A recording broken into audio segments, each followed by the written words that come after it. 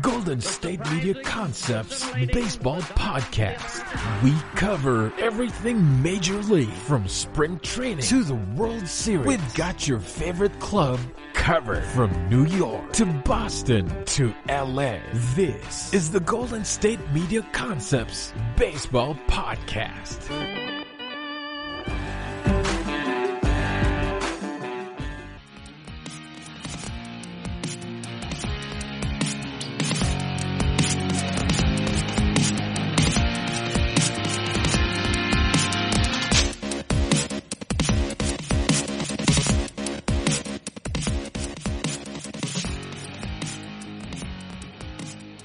Welcome in to another edition of the GSMC Baseball Podcast, brought to you by the GSMC Podcast Network. This is episode number 192 of the Baseball Podcast, and I am your host, Kevin Mahalik. Thanks for tuning in. Thanks for listening today, everybody. Hopefully you're having a nice week out there. It is Thursday, May 28th, just after Memorial Day, our last show for the month of May. So hopefully the month of June will bring spring training and better things in real baseball to discuss here, but we're continuing to bring you guys quality content. We got another great show lined up for you today. The first couple of segments giving you guys an update on the proposal that came over from the owners to the players. We'll take a look at kind of both sides, first going with the owners, next going with the players. Then we're going to transition into some records that I think could be broken over the course of an 82-game season.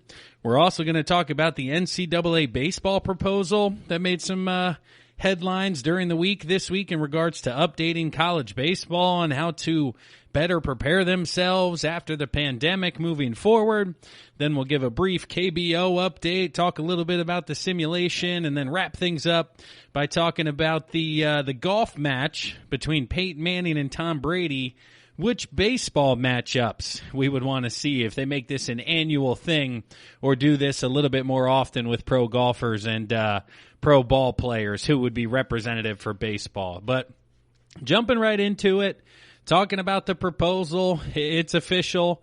They have been submitted from the owners to the players, and of course, it's been met with disappointment, disdain, disrespect, all of the above, and this is because that the proposal is calling for significant cuts in salaries for all players involved, but particularly the game's highest paid players. They're looking at a tiered paid system, so the more money you make, the higher percentage of pay cut that ultimately you would have to take, and there's a few different reasons why I think the owners are attacking it in this fashion. One of them is because it's basically similar to the business side of things, not only within baseball, but across the the U.S. and any sort of business. But you've seen the higher end employees, CEO, CFO, all of these people taking the highest pay cuts moving forward, basically not laying off employees, taking a couple of $1 million pay cuts. So the owners are basically saying, hey, we're looking at you employees the same way, where we're going to need the people making the most money to take the biggest pay cut.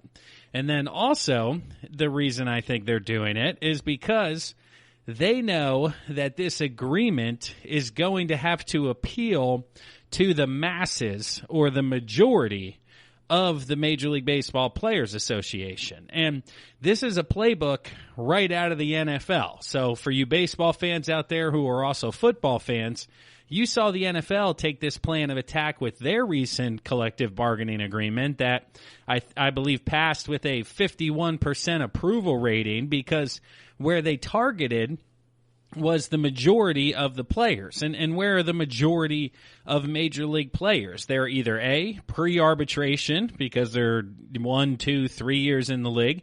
B, they're actually in arbitration, but still not making a ton of money.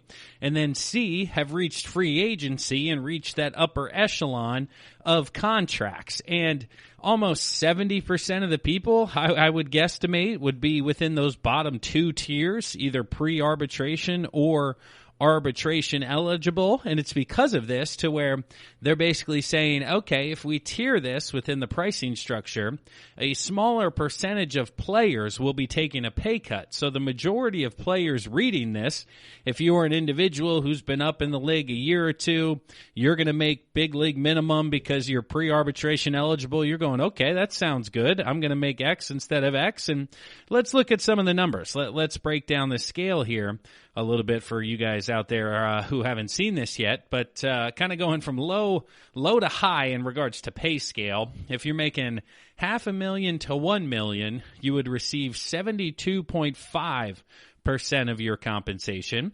From $1 million to $5 million, it would be 50% of your compensation.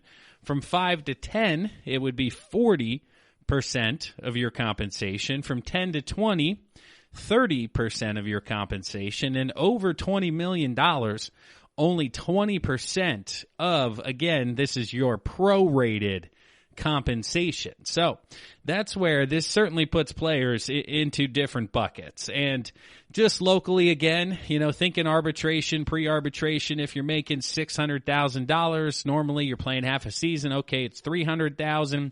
Take 75% of that.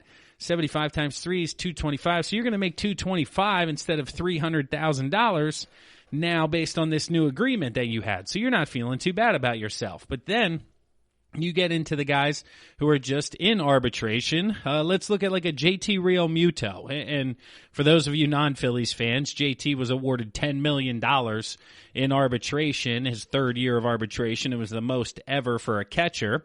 We talked about that in past episodes. It feels like forever ago at this point here. But okay, so he's at $10 million. Now he's down to $5 million. Well, he's supposed to get 40% of that $5 million. So he's looking at what, $2 million?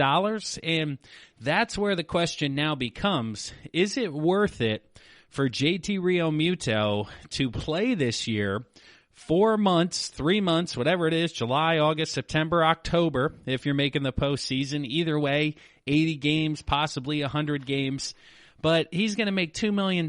Is the risk reward there for getting injured worth it? Should he be out there playing the catching position, a position that's, higher risk on the baseball diamond? It's where people get injured the most. It's the reason why you can't run them over anymore. But I don't know. If you're 1 year away from free agency, it gets really difficult to be able to want to play this year. And with the option, I believe, to voluntarily remove yourself due to coronavirus concerns and still be able to gain service time, I think people would still be a free agent. I think JT, if he says, no, I'm not going to play this year for $2 million, I'm going to sit out, say it's the virus, I'll still reach free agency, make my money, and not feel bad about myself. I could see that happening more and more around the league than they think if this ultimately gets approved, which of course it's not going to. It's the first proposal. They have to volley it back and forth until they come to, obviously an agreement somewhere in the middle. But people like Mike Trout making $37 million, that brings him down to 19 over 82 games. And then you take 20% of that, he's making like $5.7 million. And that's where Trout going from 40 to 5.7 is a huge pay cut, but that's where the majority of the money is being paid. They can pay everybody who makes $600,000 their entire salary, but if Trout goes from 37 to 19 down to 6, that obviously is a $30 million savings for the company. That's what they're looking at. So this proposal is clearly best case scenario for the owners, which is what the obvious first proposal is. You go in with your highest price. You go in with all of your hopes, your dreams, and ambitions, knowing that you're not going to get all of the above. The other side is not going to say yes. They're going to say yes to this, to that, to the third, and then come back and say, but these things we want to change and we want to look at moving forward. So if you're the owners, obviously you're not expecting this to be approved and to be moved directly into the next phase to be accepted. But a few other details that came out. One was it's an 82-game season with 21 spring training days, so officially 3 weeks of spring training to get ready for the regular season for the players, as well as the standard 10-team playoff format. all the conversation around going to 14, all the rumors on social media that the owners are looking to go into 14, this was not in this proposal. And there is conversation behind the scenes. Well, is this a negotiating tactic? Are they looking for the players to counter with a 14-team proposal? Therefore, they can get more players, playoff money, more revenue if they're taking a pay cut. Now they make more money in the postseason, and then the owners can say, okay, we agree to that, and that was your idea, so we're making a concession and meeting you in the middle with the 14-team playoff that they ultimately want themselves. They're just being strategic about negotiations and how to put it in there once again. And I have an idea for the players to counter with here that we're going to discuss in more detail in the second segment. But from the owner's perspective, highest paid players take the biggest pay cuts. We're going to appeal to the majority of Major League Baseball players, those guys in arbitration, those guys in pre-arbitration, up and down AAA minor leaguers. That's the majority of the game. So we're going to try to start a little bit of a war internally between MLB players and the high-end guys and just your average Joe's making a buck or two, 600,000, call it a buck or two. But it's an interesting initial conversation. The players are not happy about it, but we're going to discuss the player side here coming up in the second segment. But for right now, we're going to pause for a word from one of our sponsors, one of our sister shows here within the GSMC Podcast Network. I am your host, Kevin Mahalik. Once again, this is the GSMC Baseball Podcast. Hang with us. We'll be right back. You really can't underestimate the importance of having the right creative work for your brand or your product. Whether it's a logo, a website, a book cover, or an ad campaign, you really need a quality design to make that big difference pop and deliver your overall engagement and success in a competitive market. That's where Design Crowd comes in. Design Crowd has over 750,000 designers from Sydney to San Francisco ready to help you with awesome creative ideas. They make crowdsourcing work for you. So if you need a logo or you're working on your creative branding, you can go to designcrowd.com and post a brief describing the design you need. And then within about 2 to 7 days, you'll receive up to over 100 different designs from designers around the world. Then you pick the best design and approve payment to the designer. So you're only paying for the design that you want. It takes a lot of the guesswork out of freelancing and out of crowdsourcing. And you don't have to be a huge company like Harvard Business School to use Design Crowd, although they have used it as well. You can start a project on Design Crowd for as little as $99. And if you go right now to designcrowd.com/health and wellness or enter the promo code health and wellness on their website, then our health and wellness listeners will receive up to $150 off of your design project. That's designcrowd.com/health and wellness or entering that promo code health and wellness. This is your ultimate stop for everything sports. The Golden State Media Concepts Sports Podcast. Should I say more? From the NFL, MLB, the NBA to MMA, it's all in here. The Golden State Media Concepts Sports Podcast. Listen now.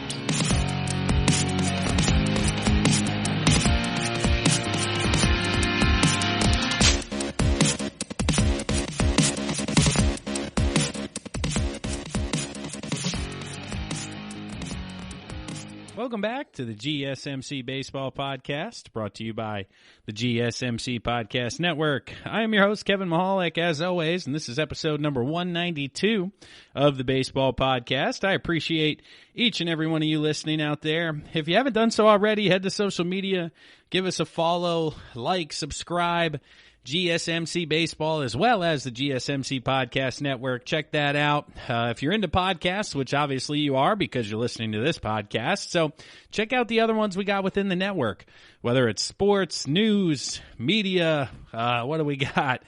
Cars, sex, all of the above, anything you're into, there's a podcast for you within the network and social media pages there as well. But I appreciate you listening in. If this is your first time, if this is your 192nd, anywhere in between, thank you for listening. Once again, you guys are the best out there. But jumping into the players' reaction to the proposal, it's come out here late on Wednesday evening that they're not officially pleased. They had a long call on Tuesday in which they were pretty galvanized in their disdain for the MLB's economic offer, essentially ranging from disappointing to disrespectful to livid to extreme disappointment. Basically, all the feedback coming out is that they are pissed that Major League Baseball is looking to take this much more away from them from a salary perspective. And according to the MLBPA, they've already agreed to get your full compensation for the reduction in games. And some players are speaking their mind out on the Twitter sphere. Brett Anderson tweeted out, it's a curious decision to put the best and most marketable players and make them look like a bad guy for Major League Baseball. And this is true because they're essentially saying, hey, highest paid players, if we want baseball, we need you guys to take the biggest pay cut.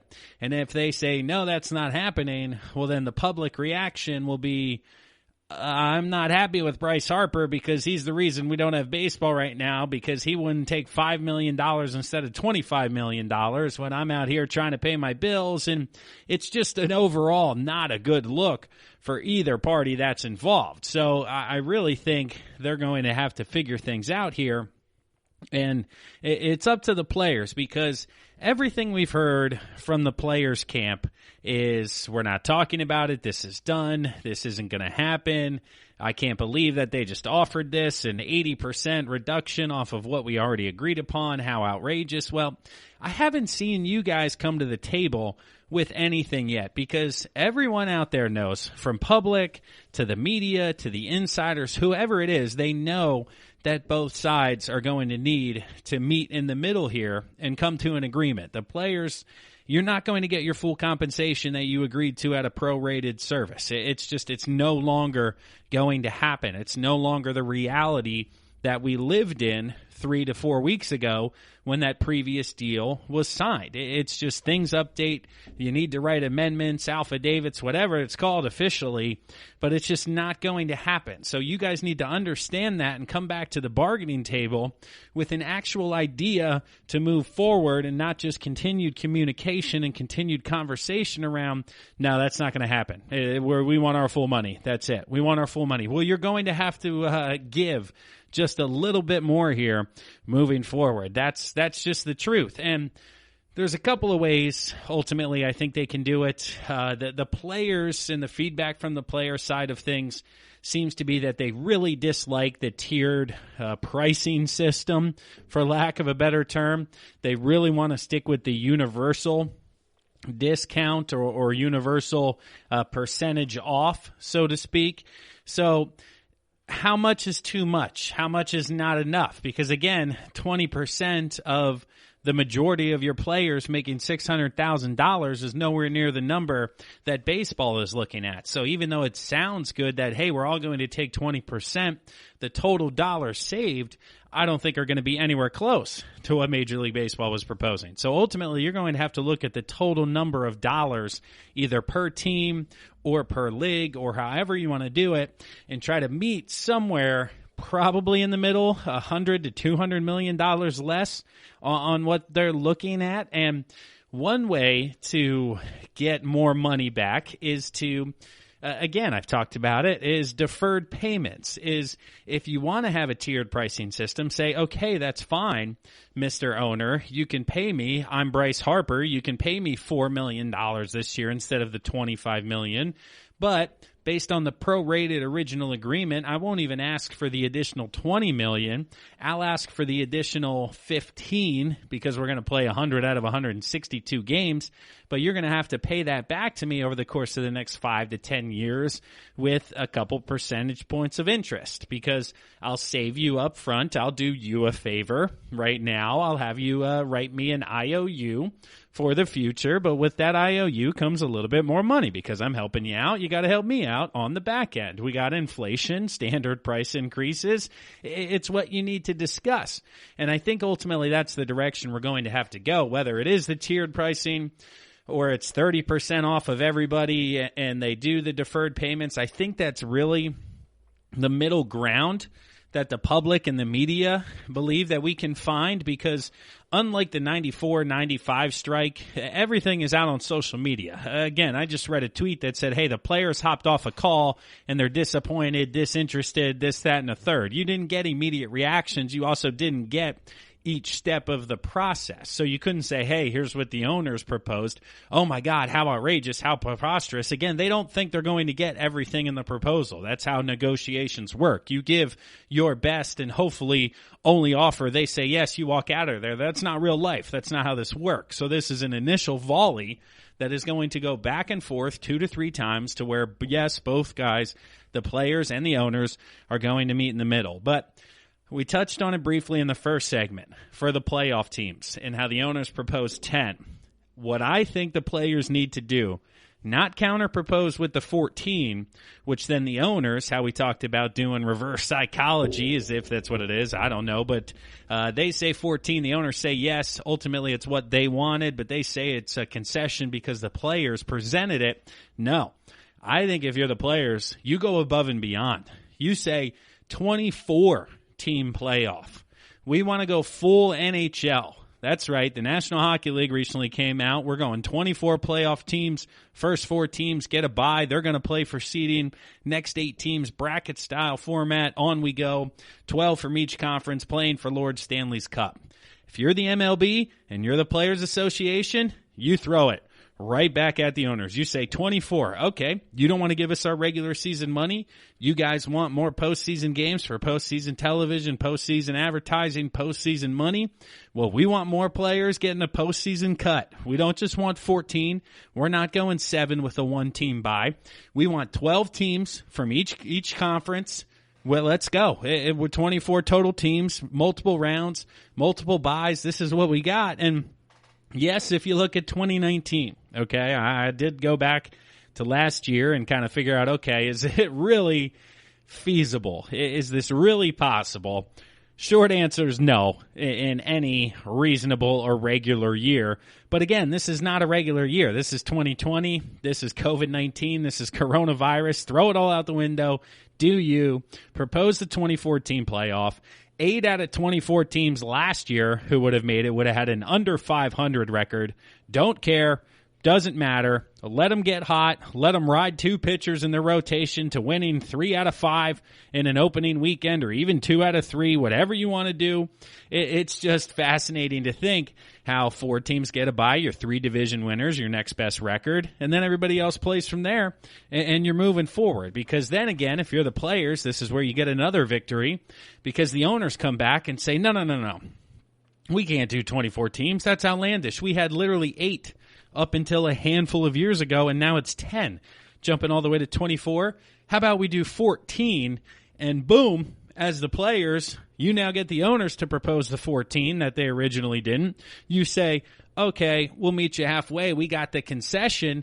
Now all of a sudden you got one in your pocket to use later for leverage because you're using their 14 playoff team proposal, and yet you're getting more teams in than they originally wanted based on the initial proposal. And now we're having some business tactics. Now we're negotiating. Now we're having a little bit of fun. And this is what's going to happen over the course of the next week. This is not going to be ironed out tonight. It's not going to be ironed out tomorrow. The goal is to have it done by next Monday, by the month of June, because yes, if they do want a 21-day spring training and they want to play on July 4th, they got to get things rocking and rolling here in about 2 weeks or so. But if this gets delayed a week, I don't think it's the end of the world.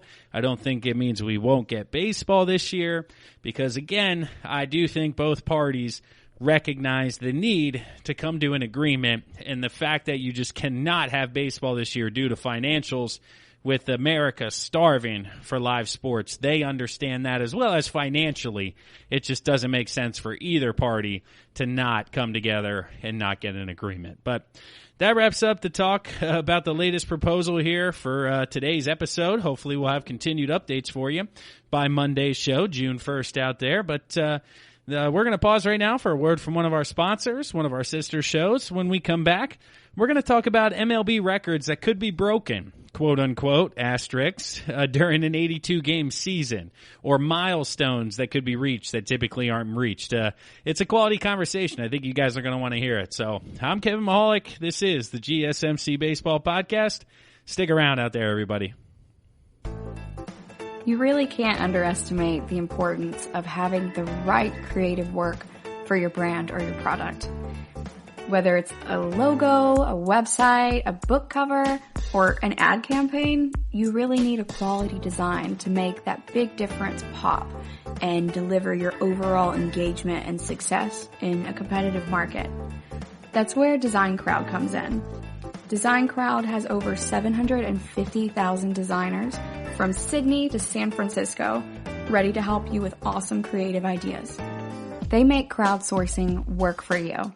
So if you need a logo or you're working on your creative branding, you can go to designcrowd.com and post a brief describing the design you need. And then within about 2 to 7 days, you'll receive up to over 100 different designs from designers around the world. Then you pick the best design and approve payment to the designer. So you're only paying for the design that you want. It takes a lot of the guesswork out of freelancing and out of crowdsourcing.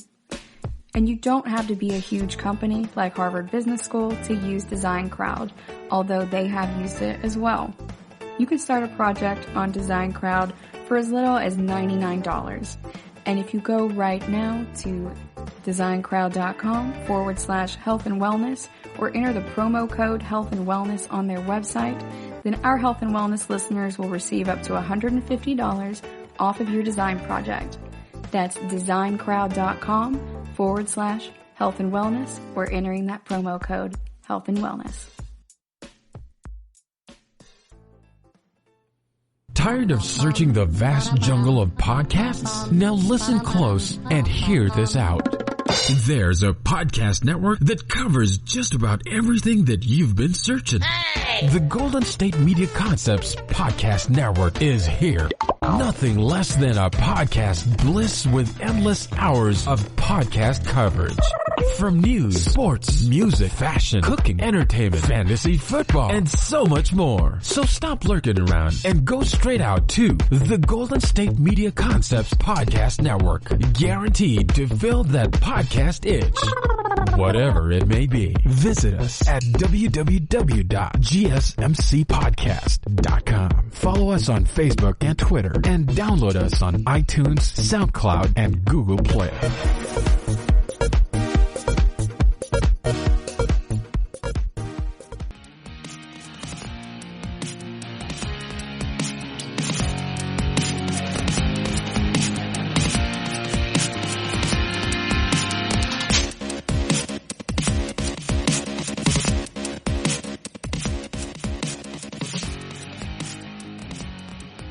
What's going on? Welcome back to the GSMC Baseball Podcast, brought to you by the GSMC Podcast Network.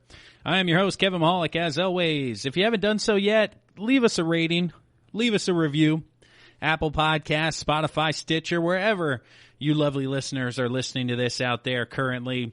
Scroll up, scroll down on your iPhone, Android, whatever it is. Please give us 5 stars.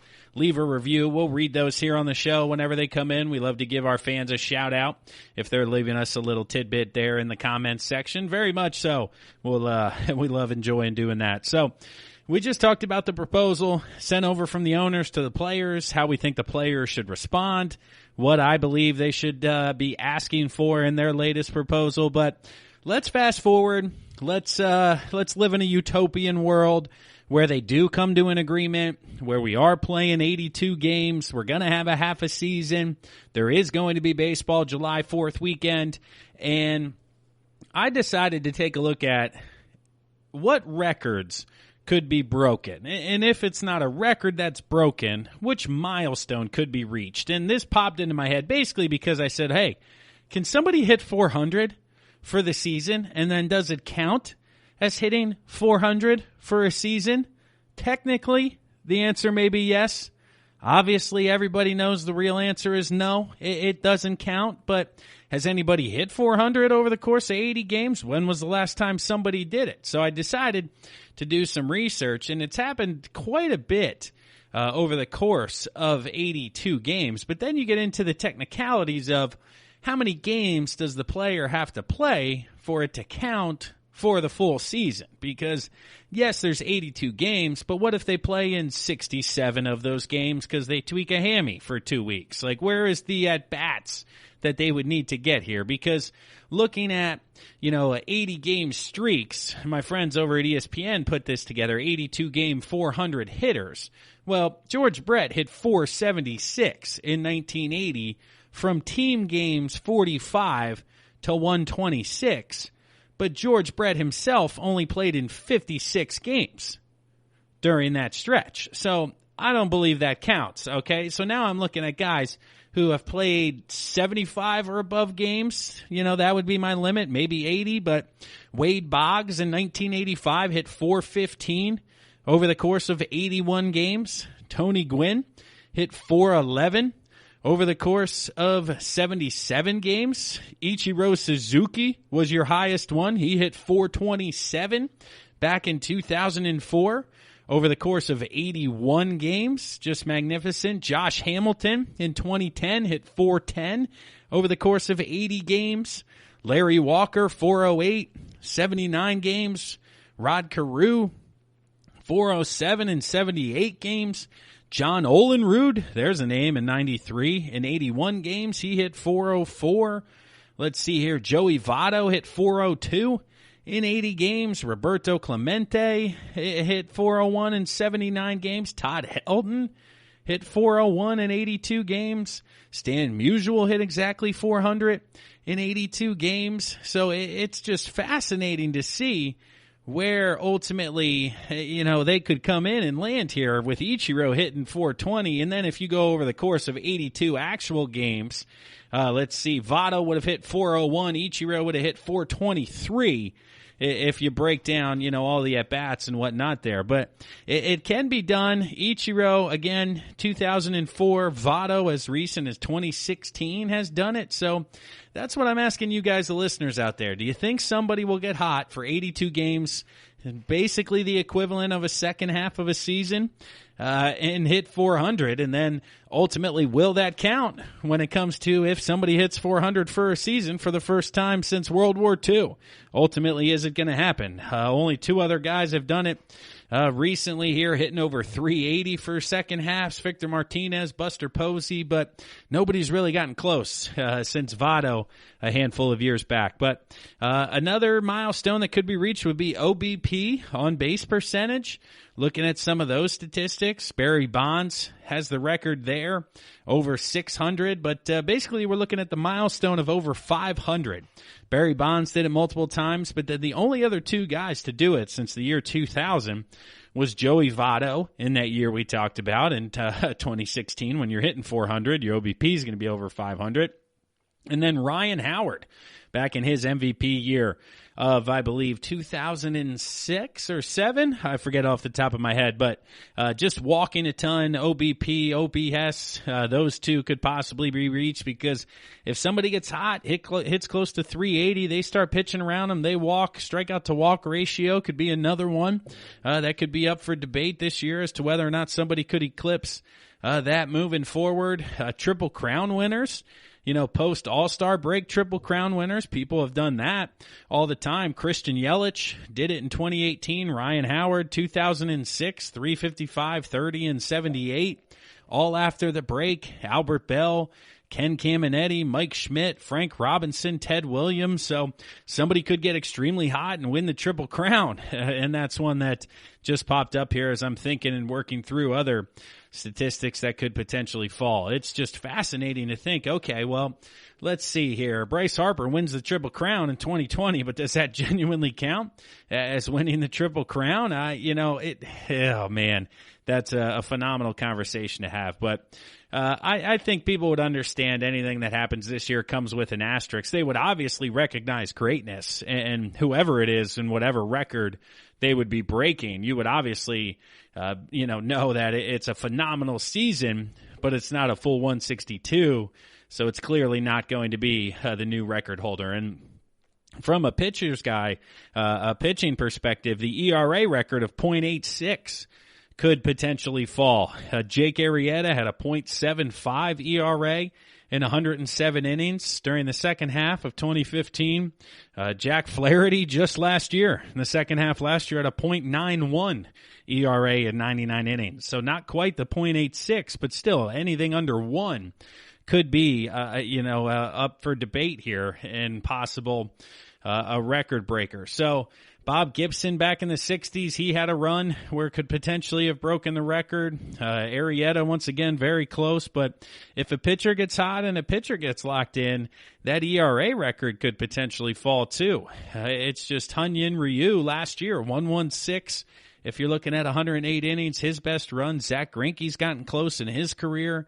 Clayton Kershaw, Jacob deGrom has been down there. One of these guys still throwing, again, gets hot. You're looking at like 15 starts potentially over the course of 82 games, and people have gone on a run, getting in a zone. It's something that can happen on the mound to where you may not give up a run, potentially whip. That was the other one I was looking at.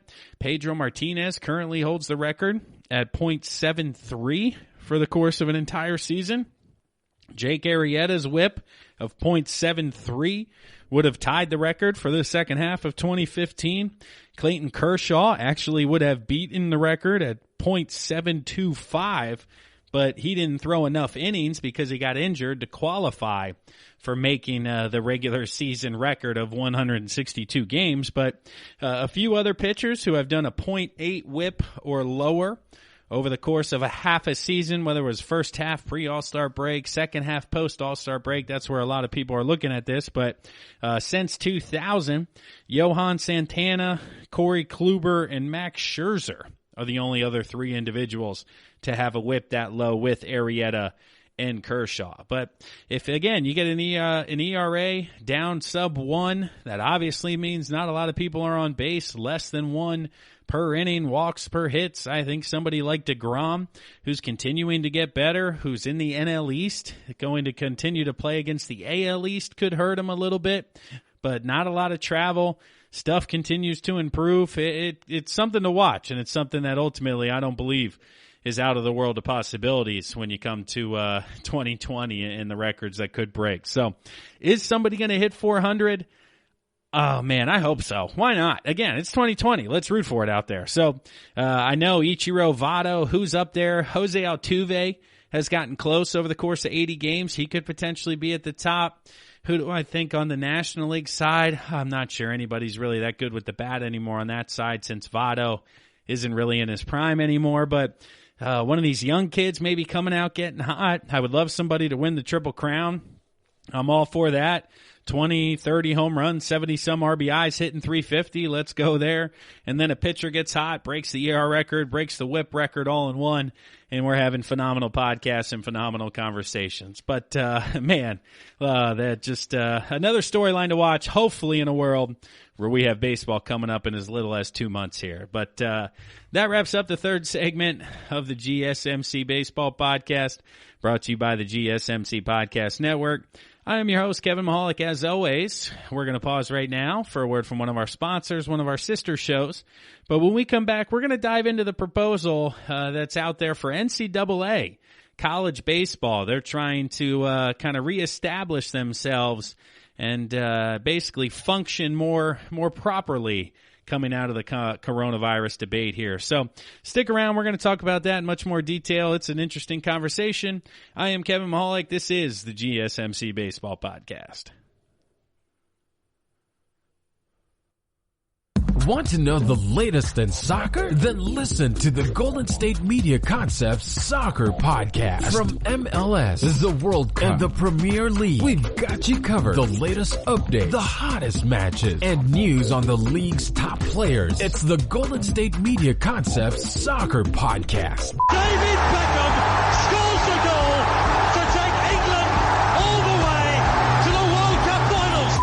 Listen now.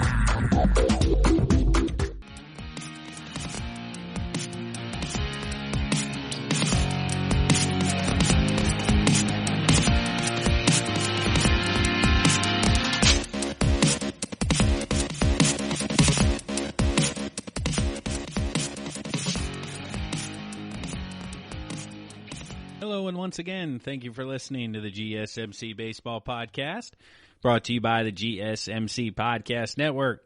I am your host, Kevin Mahalik. Thank you for tuning in today. This is episode number 192 on Thursday, May 28th of the Baseball Podcast, talking all things Major League Baseball as well as collegiate baseball. With everything that's going on in the world, this podcast has evolved from just Major League Baseball to an international baseball podcast, which we're going to talk about in next segment, collegiate podcast, which we're going to talk about this segment. We talked about the minor leagues in a previous episode, so we're discussing all things baseball, not just major leagues, keeping you the fans up to date on everything that's going on the diamond from a need-to-know basis. But recently there's been a proposal that's put out, multiple coaches involved, multiple doctors, multiple researchers, but essentially the head guy and the gentleman who's put his name kind of on it, basically the John Hancock of the proposal, and that's Michigan head coach Erik Bakish. Erik is basically looking to reform college baseball because the way he puts it is they need to be more financially stable and financially independent from other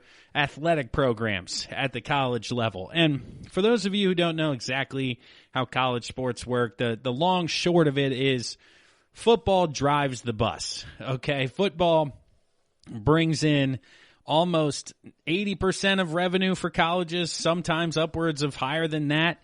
And the football revenue and the money you make off of football pays for the other programs within the college. So if you don't have football and you don't have fans, and there's going to be issues not only in 2020, but 2021, 2022, baseball is no longer going to be benefiting off of that money. Things like Michigan football can't pay for Michigan baseball as much as they will before, so they're going to have to look at cost-cutting measures. They're going to have to look at being more financially independent and more stable, because now that money, or that quote-unquote donor that you were always counting on paying for your stuff, is no longer there. So you need to rearrange and reorganize everything that you have going on. And this is not only the case at Michigan, which is a northern school, because a lot of times when you get to NCAA baseball, there is a north-south conversation due to weather, and the northern teams are always trying to push back the start of the year where it's warmer up north, or do less travel because all northern teams have to fly down south for the beginning of the year. And yes, that is at the heart of this proposal and basically a lot of the details, but that's not everything that Erik was looking at. Coach Bakish got into, and that's where some of the positivity and some of the momentum around the conversation that's happening is gaining, because this isn't just another proposal. This was a lot of work, a lot of information, a lot of references with actual doctors to discuss health standards, not just, hey, it's warmer, we want to play later, but this could be beneficial for the student-athlete's health as well. So looking at some of the biggest changes, just kind of running a comb through it, the first one is pushing the season back 1 month, because the college baseball season starts now February 20th, give or take, whichever weekend before or after. It was usually like the 22nd or 23rd back in my day when I was playing about 10 years ago. Now I think it's a week sooner. But the problem is, yes, up north, it's still cold, and all those teams have to travel down south to play for essentially the first 3 weeks of the season, which costs money to travel to each one of those opportunities to play. And then B, that's right in the heart of NCAA basketball. You're getting into the end of February, which means you're getting into conference tournament play and traveling for that. Then you go right into March Madness, which is dictating the entire sports cycle all weekend. for the month of March.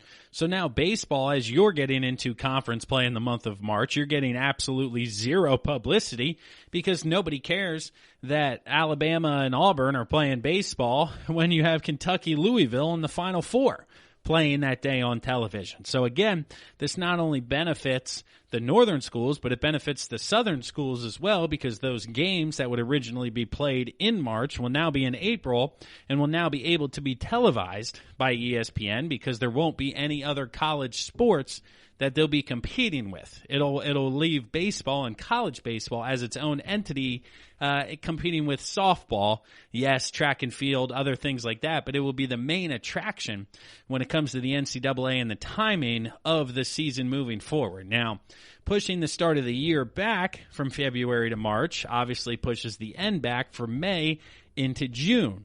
And college campuses and college classes are done at the end of May. So this is good news, bad news, because when you're pushing classes or you're pushing the schedule from February to March, those are 3 weeks of school and classes that you don't have to miss. Once again, you're missing a ton of those classes if you're from a northern school because you're traveling down south. Then you have midweek games, which are 3-hour bus rides away because you're trying to get just far enough south that the bat won't explode because it's 30 degrees up north. So you're missing Friday class. You're super sluggish for Monday class when you get back. Then you're missing Tuesday, Wednesday class. Now you can actually be in school. You can actually get through the first half of the second semester on campus and do that. But then on the tail end of things, the schools would have to pay to keep the baseball team on campus and house the students after finals are over, which end in the middle of May. So you're going to have about a 2 to 3 week period where the school is going to have to pay to keep the kid on campus. But that revenue and that cost isn't as great as potentially the ticket sales that you will be reaping the benefits for, because now in the month of June or the month of May, A, it's a little warmer, so more fans will go to your games, and then B, you won't have to compete with the basketball team who's also on campus, or the women's basketball team, or you won't have local minor leagues yet, but potentially, depending on where you're at out there in the course of the U.S. and how that totally fluctuate. But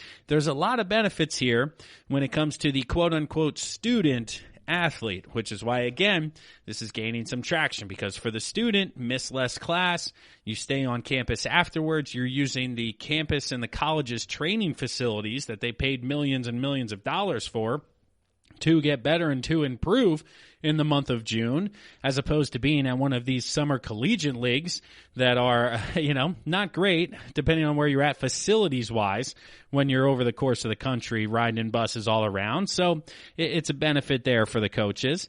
But it also gives a longer preseason, okay, because they still want to start the preseason in February, but they don't want to start games until March, because right now you have about a 3-week period to ramp up. And you're seeing this with Major League Baseball saying we would absolutely need a minimum of 3 weeks to get ready to play the regular season. Well, in college, that's all they give you. So you got to get ready to go. You got to get your starters ready to go 7 to 9 innings in 3 weeks.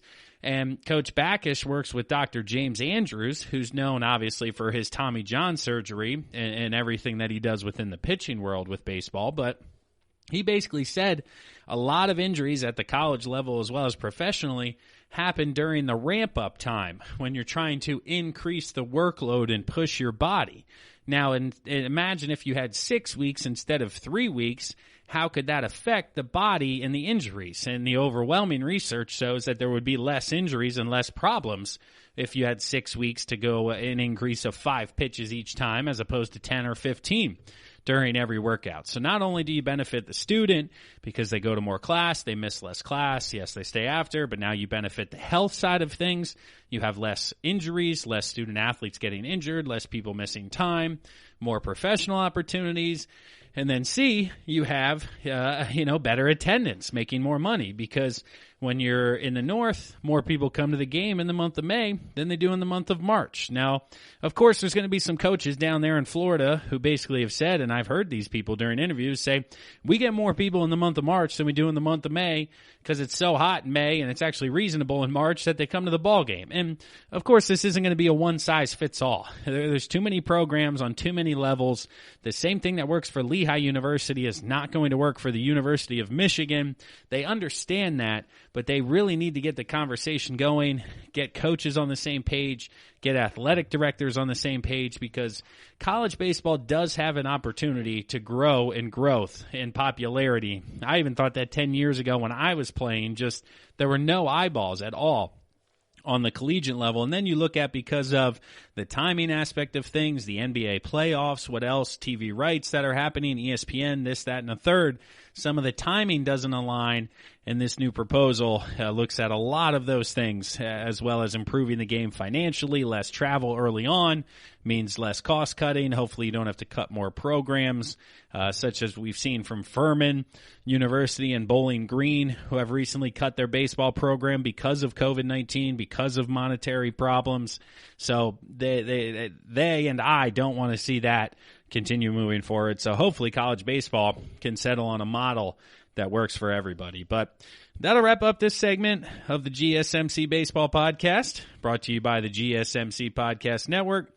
I'm your host, Kevin Mahalik. As always, we're going to pause right now for a word from one of our sponsors, one of our sister shows. When we come back, we're going to give you guys an update on what's going on with the KBO, the CPBL, the simulations. We're going to touch on it all. So stick around. We'll be right back.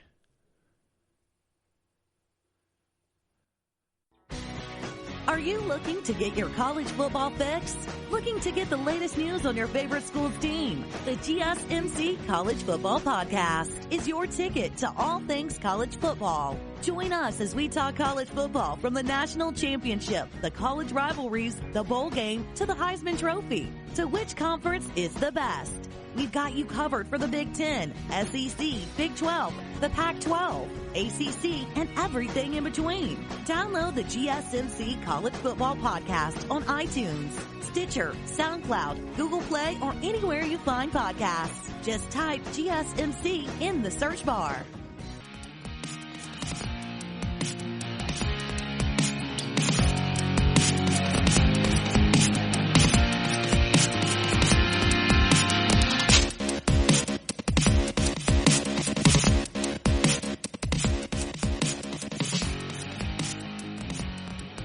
Hello, and thank you for listening to the GSMC Baseball Podcast, brought to you by the GSMC Podcast Network.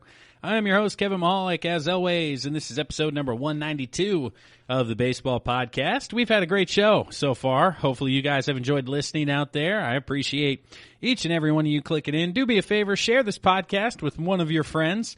That's the general rule we like to implement here within the Baseball Podcast, is that if you do listen to one of these episodes, you now have to tell one of your friends about it, and you have to share the podcast with them. So it's one per week. That's one every 2 episodes. Send a text.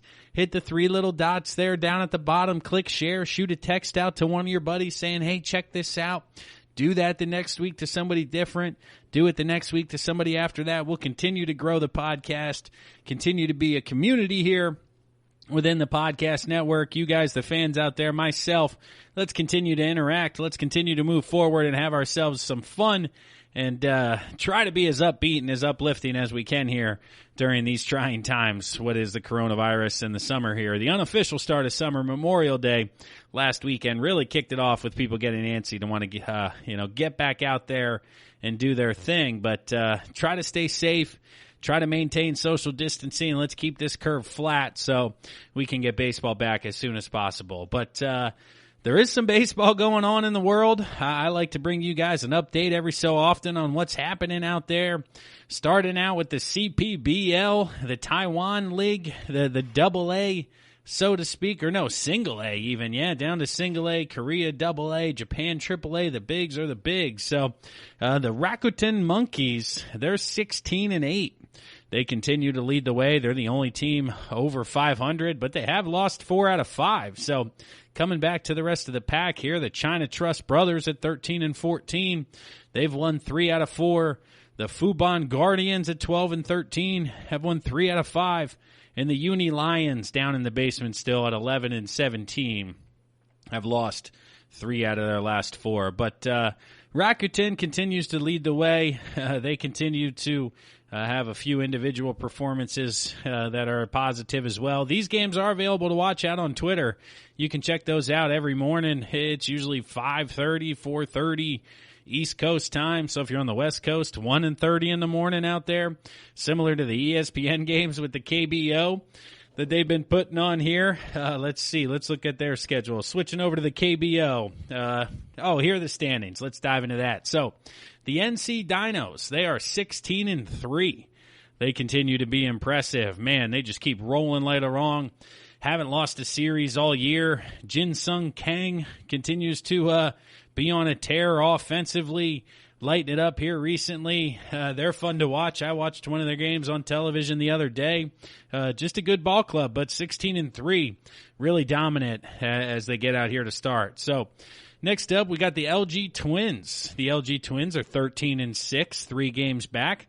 They're continuing the momentum in the right direction. Roberto Ramos, whose league-high 7th home run, a walk-off grand slam this past Sunday. Not sure if they played since this game aired, but down 7-4, hitting a walk-off grand slam. That's an electric atmosphere over there, even if nobody's in the stadium. So Ramos was a minor league kind of standout, really. Got a bunch of money to head over to Korea, decided that he was ultimately going to take the challenge, and that would be better than riding the bus for, I don't know, $100,000, $50,000. So I really can't blame him if he didn't make it by the time his arbitration got qualified. So he's having a hell of a start to the year, Ramos is. Next up, you got Doosan.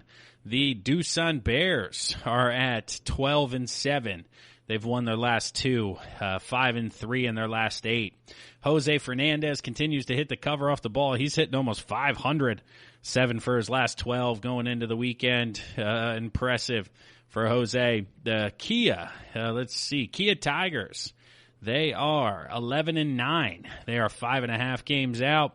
Matt Williams at the helm leading the way. He's managed a few ball clubs over here in the States. They've turned things around here recently behind some pitching. 5 wins last week, giving up a total of 7 runs during those wins. So getting things going on the mound, that's the right way to turn things around. Next up, we got the Lotte Giants. The Lotte Giants are 10-9. They are the last team that's over 500 here. Last team we're talking about, they went 5-0 to start, and now they're at 10-9. So, man, not great. 5-9, second consecutive 2-4 weeks. So going the wrong way here. But quality baseball over there in the KBO. You get your individuals where it's tough to watch. You know, it's a little bit bottom of the barrel. You understand why the KBO is the KBO, but there's a handful of guys who can play. Handful of guys who can swing. You get some guys throwing in the low 90s. And once again, on ESPN in the morning, it's definitely worth checking out here. And, oh, yeah, like I said, looking at the schedule here, this episode being released Thursday, May 28th. There's a game Friday at 5:30, the KT Wiz versus the Kiwoom Heroes. And then Saturday, the KT Wiz, once again, versus the Kiwoom Heroes. And then Sunday, we got the Lotte Giants versus the Doosan Bears. So the top guys not in action over the course of the next couple of days. But still, if you're up early in the morning on the East Coast, want to check out some baseball like I tend to do, throw on ESPN, check out some KBO baseball. It's fun to keep up with the Dinos and see how everybody's going. But transitioning now over into simulation conversation, keeping everybody up to date here on what's going on. Baseball Reference. Let's see if there's any dramatic changes to the standings. We got the Yankees leading the way. The Indians in the AL Central now over the Minnesota Twins, who are establishing themselves as an above-average ball club in the Central. The Seattle Mariners continue to have a crazy start here. But let's just go with Houston and Oakland behind them, and then the Angels around 500. So it's pretty much established. Yankees, Rays, Indians, Twins, and then Astros, Athletics. seem to be the top two in every division, according to Baseball Reference for this summer. If we're looking at the NL East, we got the Atlanta Braves, the Washington Nationals right there at the top. Going to the Central, they like the Cardinals. The Pirates and Reds fighting their way into contention. The LA Dodgers out west. Let's see. The Dodgers have the best record in all of baseball when it comes to Baseball Reference. They're being trailed right now by the St. Louis Cardinals, who are in second place. Man, I don't know if I would have St. Louis as the second best record in baseball. It's just the top of their rotation with Flaherty. I could see how they could be a good ball club, but second best record, I would certainly be surprised. And Baseball Reference, diving into some individuals just real quick here. Albies has the highest average at 381. Dang, Ozzie Albies getting hot. Jumped over Juan Soto's in second at 367. Home runs, Alonso with 20, just ahead of Arenado. RBIs is still Alvarez with 62. Stolen bases, we got Malik Smith with 28. On the mound, ERA. Walker Buehler's taking over the lead with 1.75. He's trailed by Trevor Williams out in Pittsburgh, having himself a solid season at 2.24. Total strikeouts, Scherzer and Cole tied at the top at 118. The standard cast of characters, certainly when it comes to those discussions.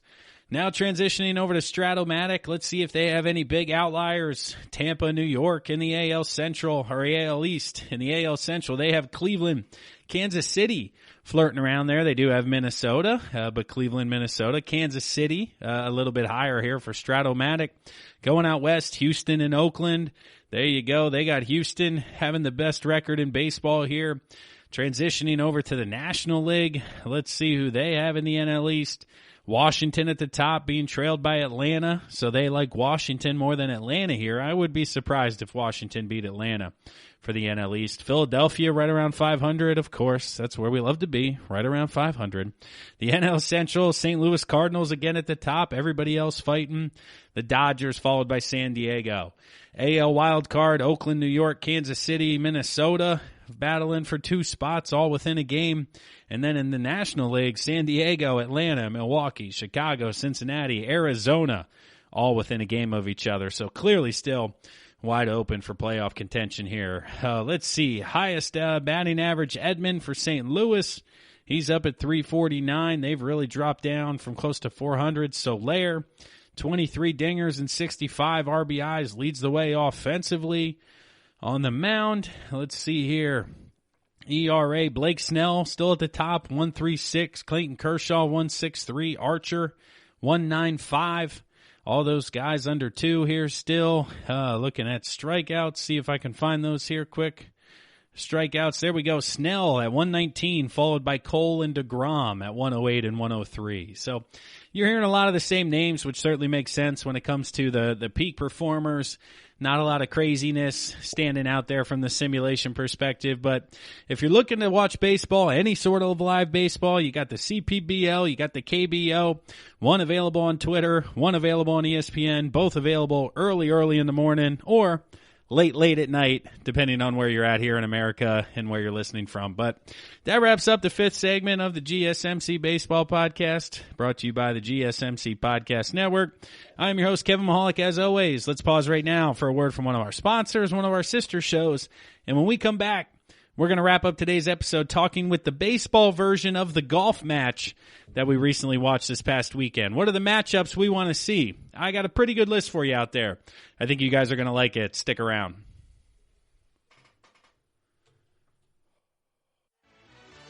Are you looking for the very best NFL and college football podcast? Then check out the GSMC Football Podcast. Get the latest football news both on and off the field. From the NFL Draft to trades to the rumor mill to the NFL Combines. They got you covered. That's GSMCpodcast.com/football-podcast. Get updates on college rivalries, game day insights, and much, much more. It's football talk the way you want it. This show eats, sleeps, and breathes football. Don't forget to like them on Facebook and follow them on Twitter. Visit GSMCpodcast.com for more info.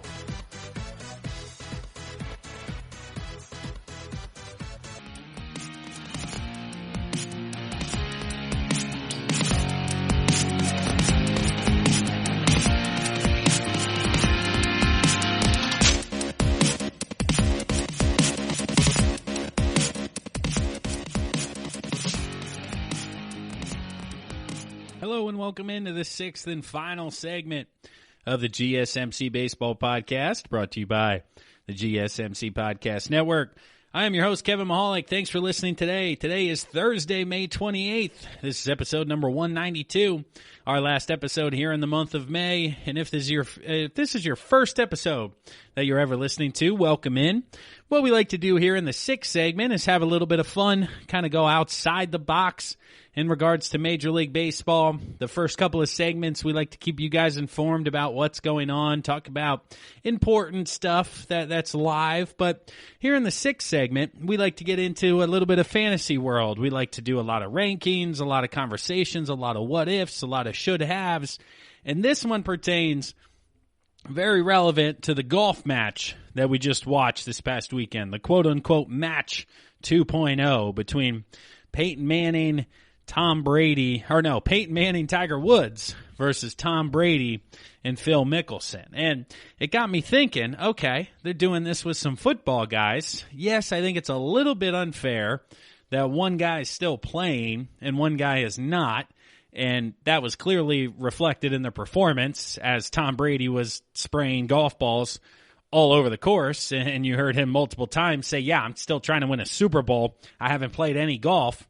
And then you got Peyton Manning, who's been working for ESPN, breaking down film and playing golf, I'm sure, a couple of times a week during his off time. So that off the bat, I wasn't hot on, but it got me thinking, okay, with the success of this, the amount of microphones, the behind the scenes, the greatness that was involved, what representatives from baseball could we put this on? You know, it doesn't have to be Tiger and Phil. It could be JT and Brooks Koepka. It could be Rory and Justin Rose. It could be Dustin Johnson and Patrick Reed. I don't care who it is. Let's get two professional golfers teamed up with either two current or two former Major League Baseball players. Once again, I don't want to do the current and former crossover because I just think the game itself isn't as balanced as it possibly could be when that's the case. So who comes to mind? Okay, let's go to retired. Top of my head, Barry Bonds, still alive, still in pretty decent shape, home run king, against Alex Rodriguez.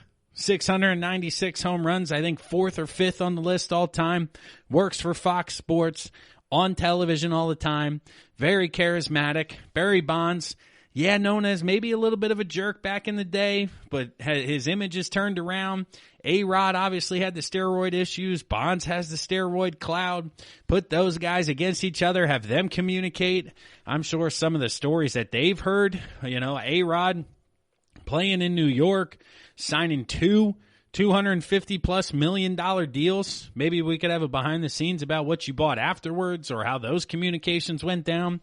And then Bonds on the other side, hitting 70 home runs when they wouldn't even pitch to him. People were walking him all day. So how do you hit that many home runs when you don't even see that many pitches? How do you just get that locked in when it happens? And the offensive philosophy around hitting, I would love to have them communicate on and talk smack behind the scenes. So Barry Bonds, AROD, that was one that jumped off the page for me. Then I thought, okay, who's a little bit more millennial? Who's more on the popularity side there?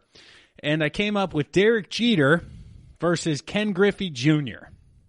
Kind of a 90s, 2000s vibe matchup. But Derek Jeter, obviously now the owner of the Miami Marlins, or the guy who runs the Miami Marlins, so he's still in the game of baseball. Yankees ties, potentially the greatest Yankee of all time. Should have been a unanimous Hall of Famer, first ballot Hall of Famer against Griffey. Should have been a unanimous Hall of Famer, first ballot Hall of Famer. The kid, the king of swag, the first guy to win his hat backwards, the first guy to make baseball cool, the guy who had the video game. He was balling out against Jeter, who was kind of the jump man of baseball in that era. You had Jordan and hoops. You kind of had to try to make Jeter that guy, as he was the face of the dynasty in the 90s for the Yankees. And just it'd be fascinating, again, to hear Jeter and Griffey and how their hitting conversations would differ from those of Bonds and Rodriguez, who are just kind of different athletes, different style of hitters, how their plan of attack, how their routine, how they got their body ready, how all of this would be different, I think would be fascinating. So 1 month, let's do Bonds, Rodriguez. The next one, let's do Jeter versus Griffey. Then I decided to look, okay, who are some of the pitchers? Okay, we got a couple of hitters. Let's talk about some pitchers. Let's go old-time pitchers who are still alive but retired. I'm going Randy Johnson and Roger Clemens. Give me Roger Clemens, the Rocket, on one side versus Randy Johnson, the big unit, on the other. Number one, just because I want to see Randy Johnson hit golf clubs. I don't know if they make golf clubs that big or if he owns a set of golf clubs, but I would love to see him out there whacking golf balls from his size. Oh, God, that's just a funny visual to think of. Then you get Roger Clemens on the other side. Both of these guys have struck out 20 guys in one game. Let's have both of them talk about those games. Roger Clemens doing it twice. What was the difference? Did he feel in the first inning, second inning, how, what pitches were working, what weren't? How was ultimately that? Randy Johnson's won World Series. Roger Clemens won World Series. They would have obviously plenty of stories from back in the day. They're pre-social media, played on a couple of good teams, obviously 116 regular season wins for Johnson in Seattle, Roger on the Yankees, and then the tail end of his career where he would only throw at home, wouldn't even travel on the road. I think that was with Houston at his twilight. It's just like, what? So those would be two fantastic guys, good personalities out there that we could get talking out on the golf course for sure. Then looking at more current players. Again, Tom Brady, still a current player. I thought, okay, who could we get out there currently that's at the top of the top and would drive in the viewership? And from a pitching perspective, it's a shame because I don't know if there is a name out there. I have Max Scherzer on one side, who arguably the best pitcher in the National League with DeGrom over the course of his life has for sure, 20 strikeout game on his resume too, a couple of different Cy Youngs. But Scherzer going against Justin Verlander. Both guys have done it now for almost a decade. I believe both guys played on the same team in Detroit. I know they were both in Detroit. I believe they overlapped during some of their time there, so there would be camaraderie between the two of them. They wouldn't feel bad kind of ribbing each other, going back and forth at each other a little bit there, so that would be some good chatter, some good behind the scenes. Obviously, the communication around potentially 300 wins for Verlander. How's he still doing it at his age? What is Scherzer doing as he's getting close to their age and getting towards that part of his career? How is he keeping his body ready? It would be a fascinating conversation with guys still live in the game at a very advanced age, how they're competing with these kids and really how they're staying at the top of their game. Because Verlander winning a Cy Young late in his 30s obviously is not normal stuff and is super, super impressive. But I then had Mike Trout and Bryce Harper. I said, hey, okay, active guys again. Who's the face of baseball? You got to go with the two guys who signed the two biggest deals. Trout, 400 plus. Harper, 330. Both of them the face of baseball. Harper plays in Philadelphia. Trout's from South Jersey, but is a diehard Philadelphia Eagles fan. So there would be that kind of crossover, bondage about the city of Philadelphia. Harper's from the West Coast, playing on the East Coast now. Like I just said, Trout from the East Coast, playing on the West Coast, so there could be that overlap back and forth. And overall, just how to deal with being at the top of the game and the top of the sport and how to grow baseball and what are we doing to improve the sport. I think that would be tremendous conversation that I would love to pay for. And then lastly, I had a couple that I just wrote down here in closing, but Pete Rose and Frank Thomas. Give me the Big Hurt and Pete Rose, the hit king out there. Two polar opposites whacking the golf ball around, but I think those two would be fun. I believe they worked together at Fox during those pregame shows. I know the Big Hurt's there still. Rose isn't there anymore, but was at one point, and they had a good rapport there. And then Pedro Martinez and Mariano Rivera. Let's get a little Red Sox-Yankees action rolling here. Pedro in his prime, obviously known for the fight. Throwing down Don Zimmer, I believe it was, from the Yankees. Mariano Rivera, the greatest closer of all time. Unanimous Hall of Famer. It would just be a lot of fun to see those guys go at it, knowing their history, the history of the Red Sox, the history of the Yankees and everything that correlates there. But let me know out of that bunch who you guys would want to see, or if you have any other suggestions. I've heard Sosa and McGuire. Obviously, with that documentary coming out here in the near future, that was pretty obvious having those two, but I think those are some good ones. So if we have the match and this turns into a little bit of a thing here during the offseason, let me know who you guys would want to see line it up and play ultimately here. But that wraps it up for this episode of the GSMC Baseball Podcast. I am your host, as always, Kevin Mahalik. I appreciate each and every one of you listening out there. If you haven't done so yet, head to social media, follow the Baseball Podcast, follow the podcast network. Please rate, review, subscribe to the podcast, share it with a friend. I know I ask pretty much every episode, but it really does go a long way in helping us spread the word and continue to grow here within the podcast network and bringing you guys quality content. But that wraps it up for episode number 192. I am Kevin Mahalik. This is the GSMC Baseball Podcast. Have a great night, everybody. We'll talk to you Monday. You've been listening to the Golden State Media Concepts Baseball Podcast, part of the Golden State Media Concepts Podcast Network. You can find this show and others like it at www.gsmcpodcast.com. Download our podcast on iTunes, Stitcher, SoundCloud, and Google Play. Just type in GSMC to find all the shows from the Golden State Media Concepts Podcast Network, from movies to music, from sports to entertainment, and even weird news. You can also follow us on Twitter and on Facebook. Thank you, and we hope you have enjoyed today's program.